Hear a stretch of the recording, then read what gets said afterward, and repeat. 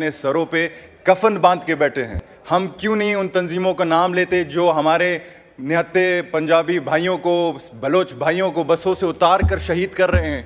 हम क्यों BLA का नाम नहीं ले सकते जिसके नाम में ही बलोच लिबरेशन आर्मी है। मूसा खेल का अगर आप इंसिडेंट ले लें, जिधर 29 लोगों को बसों से उतार कर शहीद किया।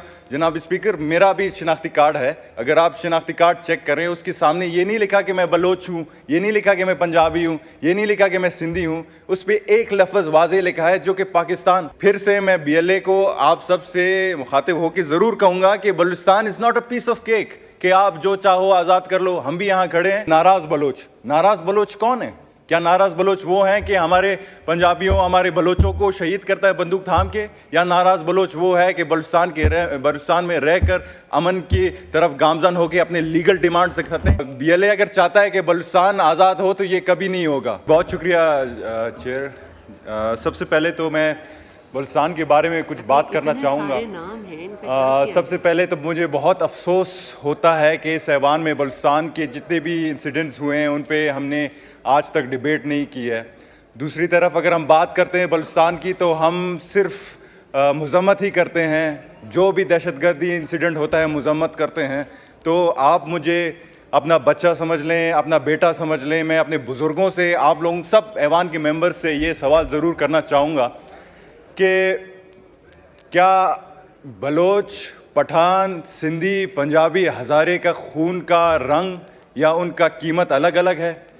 अगर है तो आप मुझे बताएं। अगर नहीं है तो हम दहशतगर्दी के ख़िलाफ़ मुत्तहिद क्यों नहीं हो सकते? क्या हम ये फैसला नहीं कर सकते कि दहशतगर्दी एक लानत है और हमें इसके ख़िलाफ़ मुत्तहिद होना चाहिए? दूसरी बात मैं ज़रूर टेंशन लेना चाहूँगा कि कल हमारे अपोजिशन लीडर साहब ने बलूचिस्तान के बारे में आधा घंटा बात की और हर टाइम वो कह रहे थे कि बलोची लोगों का ये मसला है, बलोची लोगों का ये हकूक़ है। ओ मेरे भाई, हम बलोची नहीं, बलोची हमारा ज़ुबान है, हम बलोच हैं। इससे आप अंदाज़ा लगा सकते हैं कि बलूचिस्तान के मसले को आप कितना संजीदा दिखाने चाह रहे हैं। दूसरी बात, अगर हम बात करते हैं मिसिंग पर्सनस की, मिसिंग पर्सनस एक बहुत अहम इशू है, एक बहुत सेंसिटिव इशू है और मैं चाहता हूँ कि इसे हम ज़रूर हल की तरफ बढ़ाएं। लेकिन बहुत सारे हुकूमतें आए हैं। PTI का 2018 में भी मिसिंग पर्सनस का इशू था, तो इस पर क्या हुआ? 2006 में सुप्रीम कोर्ट ने एक कमीशन बनाया था मिसिंग पर्सनस के ऊपर, उसके क्या रिजल्ट्स आए हैं? अगर हम बात करते हैं कमेटी बनाने का, फिर से हम अपने एनर्जी को नेगेटिवली इस्तेमाल करते हैं। तो लिहाजा इसको सीरियसली एड्रेस करनी चाहिए। कमेटी अच्छी होनी चाहिए। अभी तो मुझे लगता है कि सिर्फ कम एंड हैव टी वाला मामला चल रहा है, लेकिन कुछ और बात मैं ज़रूर अहम समझूंगा कि कल हमारे अपोजिशन लीडर ने कहा कि भाई बलूचिस्तान के MNA आते हैं यहाँ पे, आप हकीकत बयान नहीं कर पाते। हमने 12 ये कहा है कि हम अगर इस ऐवान में बैठे हैं, हमने अपने सरों पे कफन बांध के बैठे हैं। अगर आज हम यहाँ खड़े हैं, शायद कल ना हो, लेकिन हमें हकीकत बयान करने की इतनी हमें ज़रूरत है। हम क्यों नहीं उन तंजीमों का नाम लेते जो हमारे निहत्ते पंजाबी भाइयों को, बलोच भाइयों को बसों से उतार कर शहीद कर रहे हैं? हम क्यों BLA का नाम नहीं ले सकते जिसके नाम में ही बलोच लिबरेशन आर्मी है? हम क्यों उन BLF का नाम नहीं ले सकते जो कि आज़ाद बलूचिस्तान के गामजन कर रहे हैं? तो लिहाजा अपने आप में वो, अगर आप बलूचिस्तान की बात करते हैं तो लिहाजा वो जुर्रत ज़रूर रखें कि आप हकीकत बयान करें। मूसा खेल का अगर आप इंसिडेंट ले लें, जिधर 29 लोगों को बसों से उतार कर शहीद किया। जनाब स्पीकर, मेरा भी शिनाख्ती कार्ड है, अगर आप शिनाख्ती कार्ड चेक करें उसके सामने ये नहीं लिखा कि मैं बलोच हूँ, ये नहीं लिखा कि मैं पंजाबी हूँ, ये नहीं लिखा कि मैं सिंधी हूँ, उस पर एक लफ्ज़ वाज़े लिखा है जो कि पाकिस्तान। तो हमें ये ज़रूर समझना चाहिए कि अगर हमारा बलूचिस्तान हमारा ही है जितना पंजाब का है, अगर कोई निहत्ते को शहीद करता है तो इसका, ये बलोच और पश्तून का ये लड़ाई नहीं है, ये पंजाबी और बलोच का लड़ाई नहीं है, ये सिंधी या सरेकी का लड़ाई नहीं है। ये अगर लड़ाई है तो दहशतगर्द का पाकिस्तान के साथ लड़ाई है। फिर से मैं BLA को आप सब से मुखातिब होकर ज़रूर कहूँगा कि Balochistan is not a piece of cake कि आप जो चाहो आज़ाद कर लो। हम भी यहाँ खड़े हैं, हमने कुर्बानियाँ दी हैं, बलूचिस्तान हमारा ही है, लेकिन वफाक से ये रिक्वेस्ट है कि संजीदगी से आप इसको काम लें। और एक टर्मिनोलॉजी इस्तेमाल किया जाता है जनाब स्पीकर जो कि बहुत कंफ्यूज है बलूचिस्तान वफाक बलूचिस्तान के बारे में कि नाराज़ बलोच कौन है? क्या नाराज़ बलोच वो हैं कि हमारे पंजाबियों, हमारे बलोचों को शहीद करता है बंदूक थाम के? या नाराज़ बलोच वो है कि बलूचिस्तान में रहकर अमन की तरफ गामजन होकर अपने लीगल डिमांड से करते हैं? अगर हम समझते हैं कि नाराज़ बलोच वो हैं जो कि बलूचिस्तान में रहकर अमन की ख्वाहिशमंद है, तो हमें उनकी ग्रीवेंसेस एड्रेस करनी चाहिए। और लिहाजा BLA अगर चाहता है कि बलूचिस्तान आज़ाद हो तो ये कभी नहीं होगा। अगर करना चाहते हो तो सबसे पहले अपने आप जहन को आज़ाद कराओ, अपनी सोच को आज़ाद करो। आप गैर मुल्की एजेंडे की तरफ, रॉ फंडेड लश्कर की तरफ बढ़ रहे हैं, तो लिहाजा मैं दरख्वास्त ये है कि बलूचिस्तान को संजीदा लें। और प्रॉब्लम इज़ हाउ वी सी नौजवानों की नुमाइंदगी के लिए टाइम देना एक अच्छी खुशाइंद बात है। और अब वक्त आ गया है कि नौजवान खुद बैठ के अपने फैसले करें। जनाब स्पीकर, किसी कौम का जो मुस्तकबिल होता है, उसका दारोमदार जो होता है वो होता है उसके नौजवानों पर। और यकीनन हमारे कौम के लिए हमारे नौजवानों ने कई कुर्बानियाँ दी हैं, जानी कुर्बानियाँ दी हैं, स्ट्रगल्स किए हैं। और साथ साथ जो हमारा बुज़ुर्ग तबका है, उन्हें चाहिए कि वो अपने नौजवानों की जो तालीम के हवाले से कुछ करें, उनके फ्यूचर के हवाले से कुछ करें, उनके जो कौमी मफादात हैं उसको हिफाजत करें। और अगर हम इस चीज़ को नहीं करते तो मैं समझता हूँ कि ये इस बात की अलामत है कि हम एक डूबते हुए कौम की तरफ जा रहे हैं। जनाब स्पीकर, हमारा जो पॉपुलेशन है आज का पाकिस्तान का, 64% 30 साल से कम नौजवानों पर मुश्तमिल है। कल रात मैं जब PSDP पढ़ रहा था और जितने भी हमारे मंसूबे थे गवर्नमेंट के हिसाब से, मुझे बहुत अफसोस हुआ कि मौजूदा हुकूमत ने नौजवानों के लिए कोई पॉलिसीज़ की मरतब नहीं की है। पूरे PSDP में उन्होंने सिर्फ लैपटॉप प्रोजेक्ट्स रखे हैं, जो कि मैं समझता हूँ कि हुकूमत की कारदगी ऐसी है जैसे कि वो साहिल के ऊपर खड़े होकर रेत की दीवारें बना रहे हैं।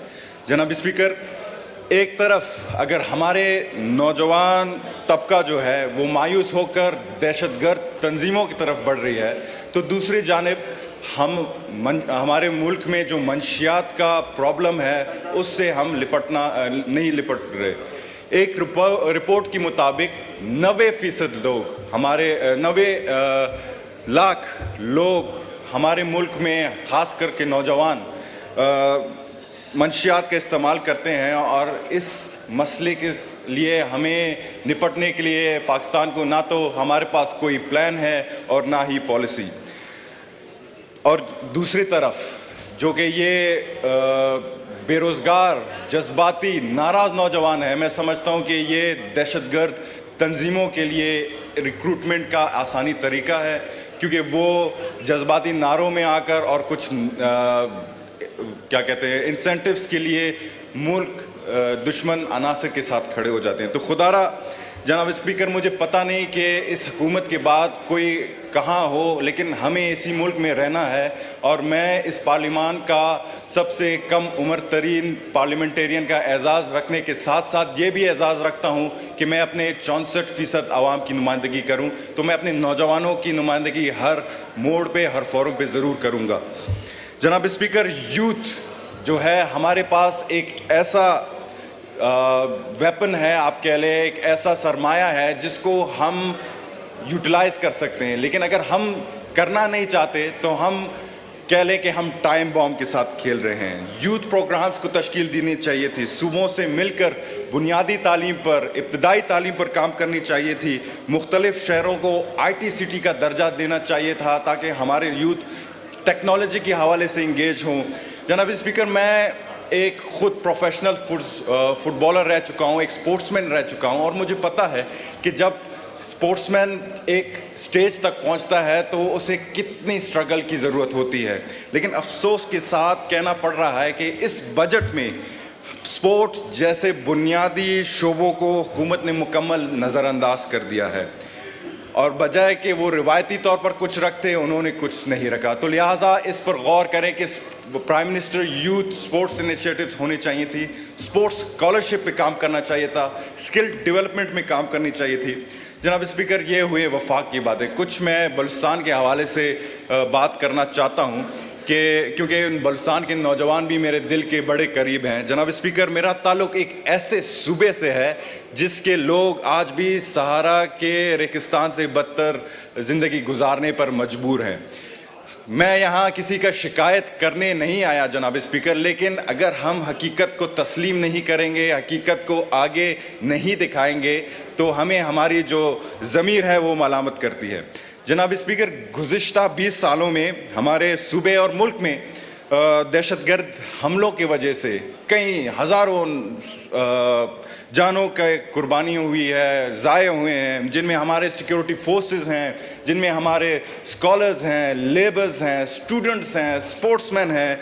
लेकिन जनाब स्पीकर, यकीनन अगर अमन और इस्तेकाम इस मुल्क और बलूचिस्तान में है तो उन्हीं की कुर्बानी की बदौलत है, और मैं भी उन मुतासरीन में से एक हूँ। मेरे भाई को शहीद किया गया, मेरे वालिद को शहीद किया गया, मेरे सैकड़ों साथियों को आजकल शहीद कर रहे हैं। लेकिन अर्ज़ ये है कि गुजारिश ये है कि मुझे अल्लाह ने हर चीज़ दी है और मैं ज़िंदगी गुजार रहा हूँ, लेकिन कुछ शोहदा ऐसे भी हैं जिनके घर में ना खाने को खाना है और ना पीने को पानी। अर्ज़ ये है कि जैसे डिफेंस के फंड्स को इंक्रीज़ किया गया है इस बजट में, जो कि खुश आइंद बात है और करनी चाहिए, उसी तरह हमारे शोहदा के लवाकिन के लिए एक कोटा रखना चाहिए जिनमें उनको इब्तिदाई तालीम के मरात मिलें, उनको मुलाजमत के मौके मिले या दूसरे जो माली इमदाद है वो मिले।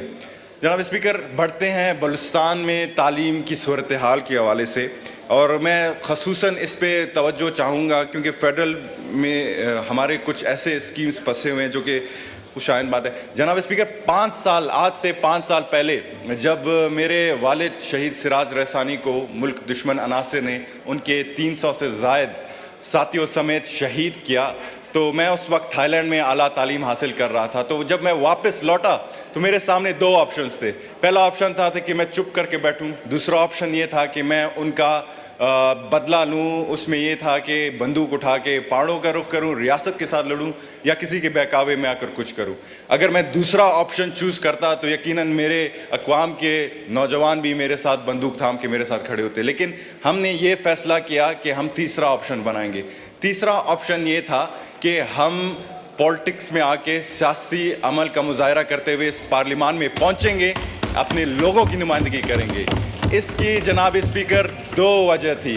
पहला वजह यह था तालीम, दूसरा वजह यह था कि हमारी शहीद रानी मोहतरमा बेनज़ीर भुट्टो साहिबा ने हमें यह सिखाया था कि democracy is the best revenge. जनाब स्पीकर, मैं चाहूँगा कि वफाक से हमारे लिए दानिश स्कूल्स ख़ासकर कोयटा में, क्योंकि मेरा उम्र 25 साल का है, मेरा जो हल्का इंतखाब है सरियाब, 25 साल में मुझे नहीं लगता कि उधर एजुकेशन इम्प्रूवमेंट हुई है। 14,000 स्कूल्स हैं, उन 14,000 स्कूल्स में 55% के इमारत तबाह है, वॉशरूम्स नहीं हैं, स्टाफ शॉर्टेजेस हैं। तो खुदारा आप मुझे बताएं कि अगर हम अपने बच्चों और बच्चियों को इन स्कूल्स में भेजेंगे, या तो वो दहशतगर्दी की तरफ जाएंगे या तो मंशियात की तरफ जाएंगे।